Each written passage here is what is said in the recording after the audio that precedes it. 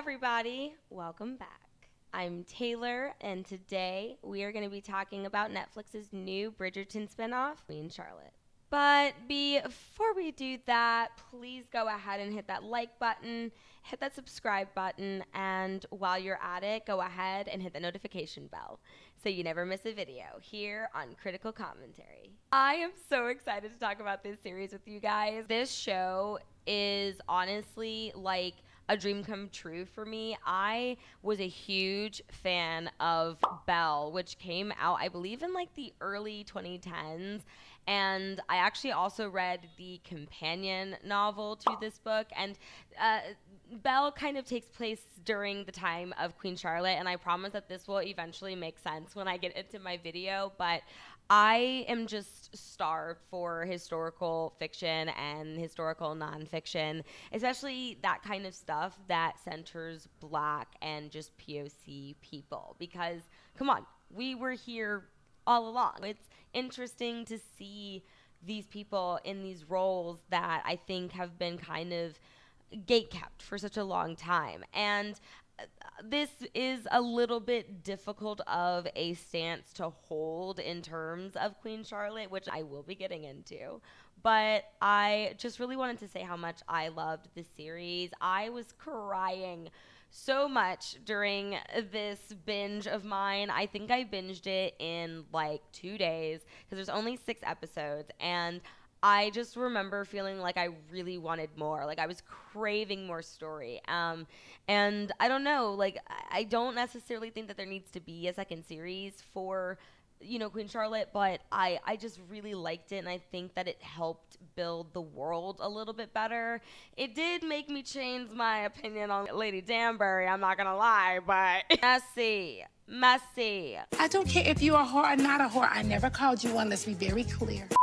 So this series actually has a pretty solid RT score, but I noticed that the audience score is not really that great, which is really crazy because I feel like the minute it aired on, May 4th or May 5th, it was immediately number 1 at the charts, and it was there, I feel like, for the entire first weekend. So it's interesting to see such a low audience score on Twitter that's watched it. They seem to enjoy it, and a lot of people that I've talked to in my daily life seem to enjoy it. So I've been kind of confused, and I have a few theories, and I want to get into that as well.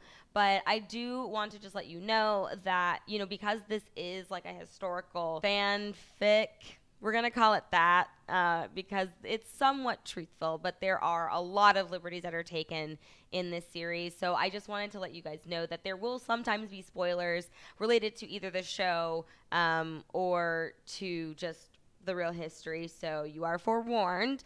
But I just hope that you enjoy this review because I did a lot of research, again, on this video. Consulted History Tea Time with Lindsay Holiday and Foster's Vulgar History. I consulted Wikipedia.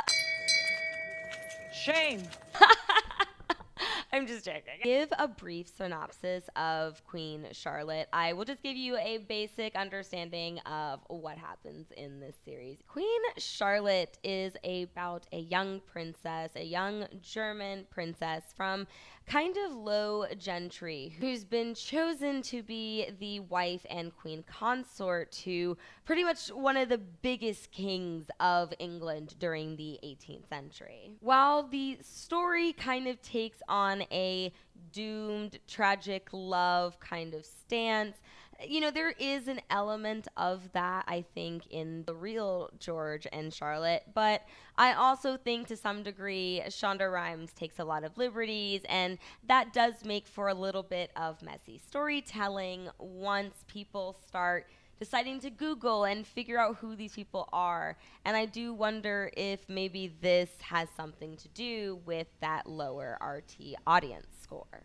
So I'm going to start off this video with just kind of my overall views about this series, and then there are some specific topics that I wanted to also get into, but I feel like if I don't do the review first, I'll never get to that part.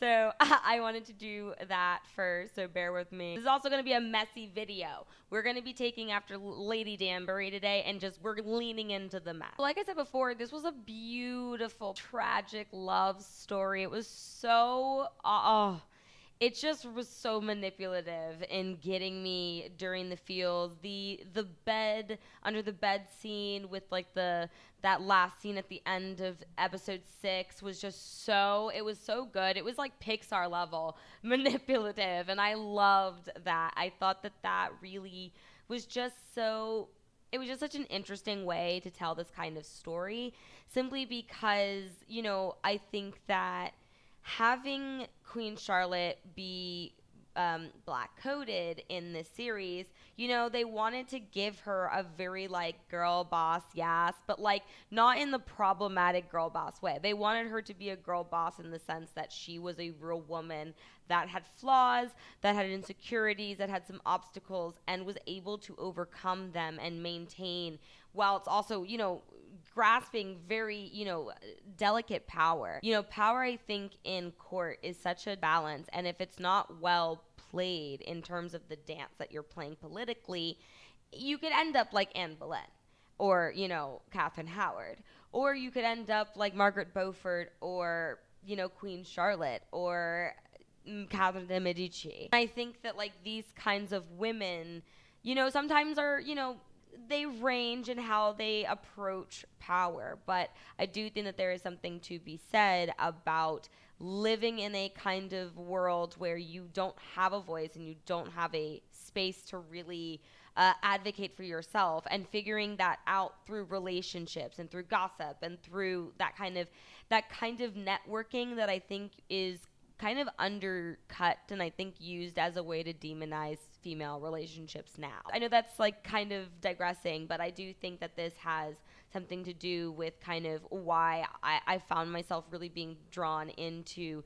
history, especially history that focuses on aristocracy. Not because I think of myself as a royalist, I'm definitely not, but I do think that it's interesting to see how people who don't really have power yield it and figure it out anyways. And that is something that is interesting to dissect and to understand, especially because these are people who are running countries. These are people who are like in charge of, feeding people, which sometimes they did not do. And it's interesting that, I'm bringing this up because Queen Charlotte was friends with Marie Antoinette. She was her pen pal for years, and she actually was preparing Buckingham Palace to receive Louis XVI and Marie Antoinette when she found out that they had been executed. There's a lot there in terms of just like where this dynamic of power is really, it's such a delicate balance. So them trying to code Queen Charlotte as black just I think added another level of tightroping that they had to do. And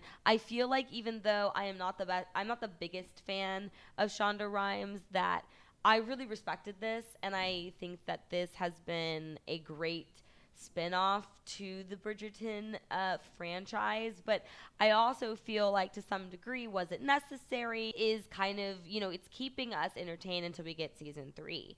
But I also am just kind of like, well, can't we just get season 3? Like, I think it's a hard relationship to have with the show, because it's like it makes you just really more so want Bridgerton, because you're looking at Viscountess and Lady Danbury, and you're seeing them interact, and you're seeing them interact with Queen Charlotte, but you're not seeing any of the real Bridgerton cast. You're not seeing the children, and I think that like because it's a small scaled show, it makes it even more so obvious on just like how much it's not Bridgerton.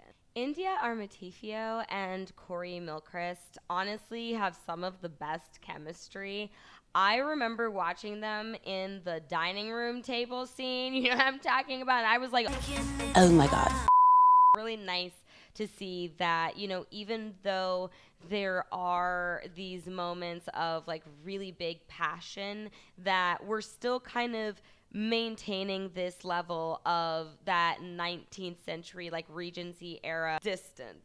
Now, even though this show is technically set in the 18th century, we haven't gotten to the Regency era yet at this point in time because it seems like the show is supposed to be taking place within like the first, I guess you could say like first like 3-ish years of their marriage. It's kind of difficult because the way that time passes, you don't really get like a real marker of how long it's been. But I do know that when the real Queen Charlotte and George, when they got married, they were pretty much with child really quickly. So I'm assuming it's like kind of taking maybe a conglomerate of memories from the first 2 or 3 years, maybe 5 years of their marriage, and putting it kind of in this like vague time period. But we do know that they got married in 1761. So it's definitely taking on the Enlightenment era. You're seeing the hoop skirts. You're seeing all the colors. I love just how Lady Danbury was rocking that purple, especially after the gold. Her whole character was just, I don't know. I don't really know how people are going to feel about it watching it now because I did feel like there was a wee bit of a character assassination here with Lady Danbury. So I know I brought up the fact that this show was small in scale, and I really, really meant that. And I don't necessarily think that that's a bad thing. It is a spin-off, and you don't necessarily need all of the characters from Bridgerton to be in this series. But I think that because the show decided to focus specifically on Viscountess Bridgerton, Lady Danbury, and Charlotte, that it created a bit of a murky atmosphere that I think is now it's kind of hard to, I think, navigate going into season 3 of Bridgerton. And by that, I mean the fact that Lady Danbury was having an affair with Viscountess Bridgerton's dad. Why? Okay, so I do have to vent about this because I do think that this is definitely something that I don't know, I had a problem. Had a problem with. I loved our Simma Thomas's performance as Lady Danbury. I felt like she was very much like paying attention to how the older Lady Danbury carries herself, and you could see that she was trying to do kind of like a not quite there but figuring it out kind of essence to how she held herself. But at the same time, I think that her arc was just really restricted, and it made it kind of hard to really, I think, enjoy her performance because I think the script was just throwing a lot at her in a way that I think kind of was a little bit of a character assassination. I found Lady Danbury's story to be somewhat exploitative, simply because I felt like she went from being in a very abusive relationship to being in another relationship that I think was somewhat self-destructive. And I'm not sure if there was like something else that was, supposed to be discussed here, but it just, I think, undercut the gravitas and the like just caliber of which Lady Danbury holds herself in the original Bridgerton series. So I just found myself not really relating to, I think, the writing, but our Simma Thomas's performance, I think, was very much amazing, and I think that she kind of made me like a character that was kind of unlikable, in my opinion, or just hard to empathize with. Violet Bridgerton's storyline, I did really much enjoy. I thought that her understanding of grief and the moving stages in grief and how it's not a linear journey. I found her deciding that she wanted to start dating again to be really interesting. I wonder if that's going to be its own season. And if so, I wonder who you guys think will be that person. I'm curious to know your thoughts. Please let me know down in the comments. But I really liked that she was starting to realize, like, oh, my children are starting to move out and I can start figuring out who I want to be as a person now. I found her storyline to be really great, and I think even seeing the relationship with her father was really great, which I think is, kind of why I felt like the connection to Lady Danbury just kind of cheapened that relationship. It's one thing to see two aristocratic people that are not in a loving relationship have a child together, but I think because there is this racial component to everything in this Bridgerton series, that it's really hard to have these kinds of relationships that for some reason are colorblind when we're not living in a colorblind world. So these are the things that I feel like were definitely chinks in the armor that is a Bridgerton spinoff and just the Bridgerton series as a whole. Now that I'm done with my overall review, I really wanted to get into kind of, I think, the historical aspects of the series and why I think this stuff was kind of important now that I'm looking at how low this RT audience score is, because I'm telling you, it's tripping me out. It doesn't make sense. This seems like the perfect love story, and yet I feel like people are not into it, and I want to know why. And I think that it's really difficult to establish Queen Charlotte as black simply because we know that's not really true. And while there is this black Moor ancestry that is within Charlotte's line, it's very, very, very divorced from what her true heritage would have been. I actually was listening to Vulgar History, which is one of my favorite history podcasts, and they had Dr. Brooke Newman from Virginia Commonwealth University on there, and she actually studies specifically Queen Charlotte, and what she was describing is that Queen Charlotte actually has a German nose. What we're looking at in the pictures, the things that might be, misconstrued as black features, which at first I was a little bit, I felt a little triggered by that, I'm not going to lie, because I really did want to believe that Queen Charlotte really might have been phenotypically African, because it just would be cool to see that in history. But where Dr. Newman goes further into her conversation that I think is really important to highlight here is kind of how that's been used as a way to also minimize Meghan Markle's stamp in the royal family. And I never realized how much this was, being a thing, because a lot of people didn't really discuss Queen Charlotte's race until very, very much after her death. No one in current writings or contemporaries of her really found her to be Moorish looking or black looking. And I think that, the way that race was conceptualized back then, it was very much more national oriented than ethnic oriented. And so it's hard to imagine that they would have looked at her and made some of the comments that you see in Shondaland's version. But I also think to some degree that does kind of, again, put a bit of a hindrance on how the story can really be absorbed and understood. Because when you have a story that is supposed to be addressing racial topics, but to some degree eliminates real aspects of that story that are racially motivated, it does make things a little bit more complicated. And this also continues on with just the reign of Queen Charlotte and King George.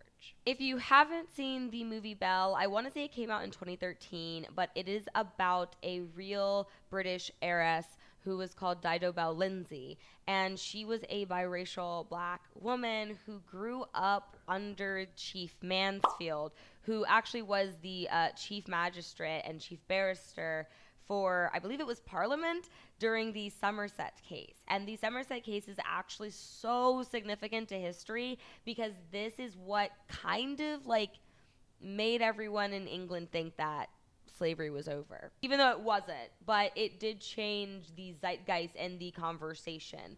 Abolitionists were able to move towards the abolition of slavery because of Lord Mansfield's ruling on the Somerset case. So this is interesting that they would have this show that talks about race, like I said, but it doesn't talk about this. We're seeing real black British aristocracy, but we're not really getting a true understanding of what would have been their kind of relationship.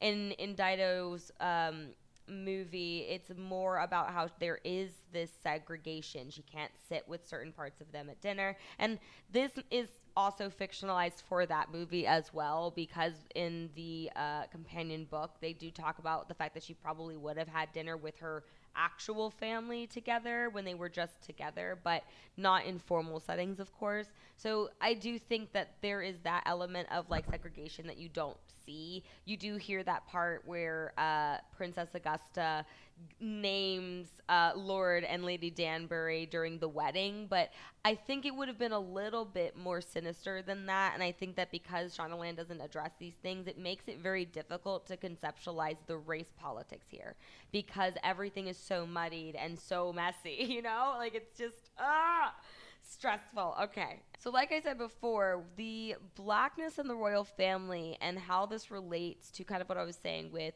Belle and black aristocracy and the transatlantic slave trade during the 18th century, this all plays into Meghan Markle somehow. Somehow we've ended up talking about Meghan Markle, but it does play into this because when I was watching or listening more to the Vulgar History podcast, and Dr. Newman was discussing how this was being used as propaganda to almost legitimize the royal family as having black ancestry. And when you think about it from that point of view, it does make it really hard to now watch a black-coated queen be yassifying all across the screen when you're thinking about how Piers Morgan freaked out because Meghan Markle ghosted him when honestly she didn't owe him a response anyways. And we're seeing how the news in the UK has demonized her. I am not even necessarily a big fan of Meghan Markle, but I watched how much she was just really thrown into the mud politically, socially in the UK. And so it does make it hard now with that kind of information in my brain to really sit there and be okay with the fact that now we are looking at a queen that has been codified as African. Because what does this mean in terms of the royal family's narrative? We're just hitting the coronation for King Charles III. We are now, in a different era. And I want to see something that I would hope that would be changing, but are we really going to be seeing that, or are we going to regress? And is this kind of storytelling dangerous? Does it pose an issue if we take really pro-slavery, royals? Because that's the thing, we do have to remember that King George III was very significant to the transatlantic slave trade. And he picked a wife. He picked Queen Charlotte, not this yassification queen. He picked a political pawn. The reason why he wanted her and not someone bigger in terms of profile is because he specifically did not want someone that reminded him of his mother. Princess Augusta was very politically active, I think because one, she was the daughter of his grandfather. She was the daughter who created the heir, and she did a lot in her career to make that happen for George III. So I think that because that made him feel very pushed into the role of king at such a young age, that he really wanted someone that wasn't going to meddle in politics. He wanted someone that was more interested in being a domestic wife. And it's crazy that we would romanticize him, with Corey Miles Chris character, because George III was like probably the same kind of guy that would call women femboys and femdots, it's so crazy that we would be looking at him like that when he was not that person. And Queen Charlotte was not even an advocate for the abolitionary movement. She actually received a letter from escaped enslaved person Ola. I always pronounce his name wrong. Odala Aquino, who actually I think ended up going to Haiti and helping with the Haitian Revolution, but he actually wrote to her for assistance, and she did not respond to him. And I believe he ends up writing that he wrote to her and that she did not respond. So these were not necessarily people that, if you were to code them black, would really make their story more profound. If anything, it really does, like I said before, undercut the message, because now we're playing with history and we're cherry picking things that may not necessarily be accurate. Queen Charlotte is the first person that introduced the Christmas tree to England, which I thought actually was Queen Victoria. I did not know that it was Queen Charlotte. And, you know, the fact that the reason why we see Queen Charlotte in Bridgerton wearing the 18th century fashion and she's not wearing Regency fashion is technically because Queen Charlotte chose to continue to wear the Enlightenment period fashion, and how they used to have this actually lovely relationship. They used to write affectionate letters and sign off affectionately to each other. So there is this sense of reality to this love story in Queen Charlotte. But at the same time, there is so much there that I think isn't really being discussed by the writers. And I think that this might just be something that they have to figure out as they go through the seasons. I think that because they have decided to commit to this blind casting and they have committed to addressing race a little bit, that to some degree we just have to pretend and look past these flaws. And at the end of the day, I'm willing to look past these flaws. I do feel like I just kind of like crapped on this series most of this video, but I really enjoyed what I was watching. I felt like despite all of the historical inaccuracies, I really enjoyed watching these two people who honestly have all these obstacles against them, and they choose to love each other anyways. And they fight and they have arguments and they aren't always perfect, but they still, for some reason, are just drawn to each other. And that is something that I think I've been missing in seeing a romance story. I think it's so easy to see a lot of the like misunderstanding and poor communication, but when you have a royal couple, you have to learn to communicate. You have to learn to work together, because there's no such thing as divorce in these kinds of roles. So it's interesting to see them figure it out, even if it is fictionalized, because I think it just made it more romantic. It made it more relatable, more real, and more honest. And I think that at the end of the day, it was, while unnecessary, a really satisfying miniseries. So I'm honestly gonna end my review there. I feel like I had a lot to say, and I feel like I probably didn't get to everything, but honestly, I really am curious to know your thoughts about this series. If you are a history buff and I got some dates wrong, let me know. If there's also some stuff about Queen Charlotte and George that I didn't mention that you would like to share with everyone, please make sure to leave those in the comments below as well. And I'm curious to know, if you saw the show and you didn't really know the history, what did you think about it? What did you take from just this story alone? Please let me know your thoughts down in the comments below. Also, make sure to follow me on Twitter and Instagram at CriticalCom with 2M's TV. And don't forget to like, subscribe, and hit the notification bell. Bye, everybody.